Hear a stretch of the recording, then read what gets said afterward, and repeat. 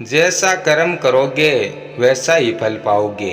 एक बार एक सेठ था। सेठ का काम था लोगों को ब्याज पर पैसा देना, और पैसे भी ऐसे लोगों को देता जिनके घर की आर्थिक स्थिति ठीक नहीं होती, जो वक्त पर पैसे वापस नहीं दे पाते। ऐसे गरीब लोगों को पैसे देता और फिर ब्याज का ब्याज लगाकर अगले की जमीन छीन लेता, किसी का घर छीन लेता, और ऐसे करके बहुत से लोगों की ज़मीन और घर छीन लिए।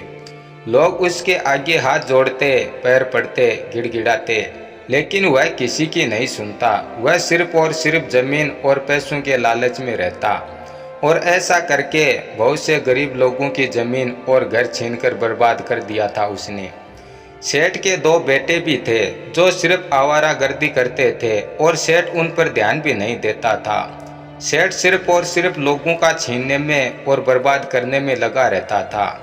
कुछ समझदार लोग सेठ को समझाने की भी कोशिश करते कि तुम ये सब सही नहीं कर रहे हो, गरीब लाचार लोगों के साथ गलत कर रहे हो, भगवान देख रहा है।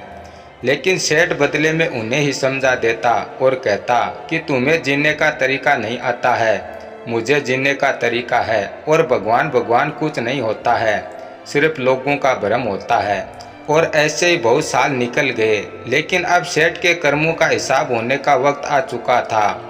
और एक दिन सेठ के दोनों लड़के गाड़ी लेकर कहीं जा रहे थे, और रास्ते में उनका एक्सीडेंट हो गया और दोनों को अस्पताल लाया गया। दोनों की हालत ये हो गई कि ना ही तो वह मरे और ना ही जिए, सिर्फ और सिर्फ दोनों की सांसें चल रही थी। और ऐसा कई सालों तक चलता रहा। धीरे धीरे सेठ के सारे पैसे खत्म हो गए, सब कुछ बिक गया और सेठ बर्बाद हो गया।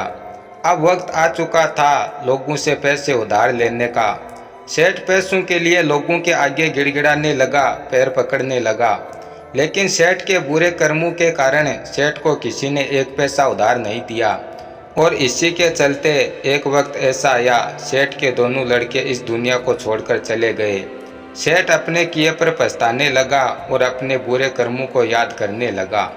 सेठ की जिंदगी ऐसे ही कटने लगी, और हालत यह हो गई कि सेठ के पास खाने तक को नहीं था, यहाँ तक कि कोई पानी पिलाने वाला भी नहीं था। इसलिए कहते हैं, जैसा कर्म करोगे वैसा ही फल पाओगे।